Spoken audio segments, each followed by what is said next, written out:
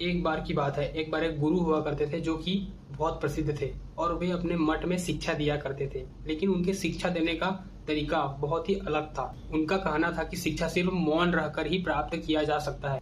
इसी कारण से उनके मठ में सभी को मौन रहना पड़ता था, किसी को बोलने की आजादी नहीं। लेकिन इस नियम का भी एक अपवाद था और वो था कि कोई भी शिष्य गुरु के पास जाकर 10 साल में 2 शब्द बोल सकता। इसी तरह से 10 साल बीत जाते हैं और एक शिष्य गुरु के पास जाता है। गुरु को पता था कि इस शिष्य के 10 साल हो चुके हैं, तो गुरु अपने हाथों की 2 उंगलियां दिखाकर उसे 2 शब्द बोलने की अनुमति देते हैं। शिष्य बोला खाना गंदा, गुरु हाँ का इशारा देते हुए उसे जाने की अनुमति देते हैं। इसी तरह से समय बीतता गया और फिर 10 साल बीत जाते हैं और फिर वो शिष्य अपने गुरु के पास जाता है और बोलता है बिस्तर कठोर।